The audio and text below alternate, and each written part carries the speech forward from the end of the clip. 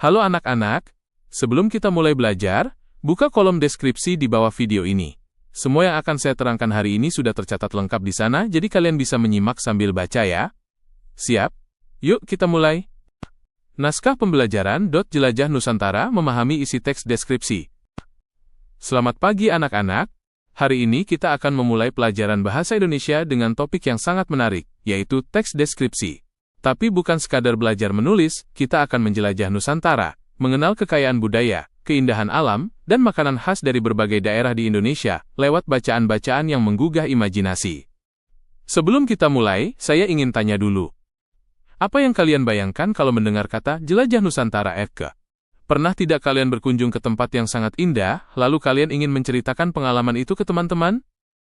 Nah, semua itu bisa kalian tuangkan ke dalam teks deskripsi. Tujuan kita hari ini? Hari ini, kita akan belajar untuk 1. Mengenali ciri dan struktur teks deskripsi. 2. Menyimak dan memahami contoh teks deskripsi dari pengalaman nyata. 3. Menulis teks deskripsi sendiri berdasarkan gambar atau pengalaman pribadi.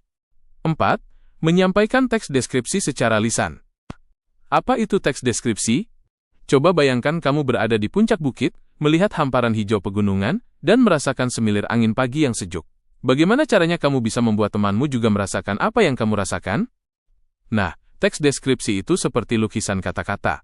Ia menggambarkan objek secara rinci dan jelas, sehingga pembaca seolah-olah bisa melihat, mencium, atau merasakan objek itu meskipun tidak melihatnya langsung. Struktur teks deskripsi. Teks deskripsi biasanya terdiri dari 3 bagian. 1. Identifikasi. Bagian pembuka, memperkenalkan objek yang akan dideskripsikan. 2. Deskripsi bagian penjelasan rinci tentang objek tersebut, bentuk, warna, suasana, aroma, tekstur, dan sebagainya. 3. Penutup, kesimpulan, ajakan, atau kesan pribadi penulis. Contoh teks deskripsi. Cerita Rafa di Pantan Terong. Mari kita simak cerita dari Rafa yang menulis pengalamannya berwisata ke Pantan Terong di Aceh. Ia menuliskannya di blog setelah pulang dari perjalanan bersama keluarganya. Dari ketinggian 1830 meter, aku melihat langit jingga bersinar di balik gunung, dan danau laut tawar tampak berkilau. Udara sejuk memeluk tubuh kami dan angin berputar di sekeliling seperti bermain dengan rambut. Luar biasa ya cara Rafa menggambarkan suasana. Kita seolah-olah bisa ikut berdiri di sana dan merasakannya. Rafa juga menambahkan hal unik seperti kopi khas Gayo dan ayunan untuk bersuah foto. Apa ciri-ciri teks deskripsi? Coba perhatikan. Teks deskripsi biasanya menggunakan kata konkret hijau, lembut, hangat, wangi, menggunakan kalimat perincian, jalan menuju bukit itu menanjak dan berkelok tajam, menggunakan majas personifikasi, angin pagi memeluk kami, menggambarkan objek dengan indera penglihatan, penciuman, peraba, perasa, pendengaran. Kegiatan pemahaman, jawab pertanyaan. Mari kita jawab beberapa pertanyaan dari cerita Rafa tadi. 1. Apa yang dideskripsikan Rafa? Tempat wisata bernama Pantan Terong. 2. Di mana letaknya? Kota Takengon, Aceh. 3. Mengapa Rafa senang mengusulkan tempat ini? Karena sesuai dengan harapannya, dan pemandangannya sangat indah. 4. Kalimat Rafa yang menunjukkan kekagumannya. A. Kalian tidak akan rugi. B. Pemandangan cantik ini membayar rasa kantukku. 5. Apa saja yang bisa kita lakukan saat berwisata selain berfoto? Mencicipi makanan lokal, membeli souvenir, mengenal budaya. 6. Apa maksud dari kalimat jangan ambil apapun selain foto? Kita harus menjaga alam, tidak merusak, dan tidak meninggalkan sampah. Kegiatan kamus, jelajah kata. Mari kita belajar beberapa kata baru. Swafoto sama dengan foto diri sendiri, selfie. Souvenir sama dengan oleh khas. Kontras sama dengan perbedaan yang mencolok. Perajin sama dengan pembuat kerajinan. Semburat sama dengan warna cahaya yang menyebar di langit. Contoh kalimat. Souvenir di daerahku adalah anyaman bambu.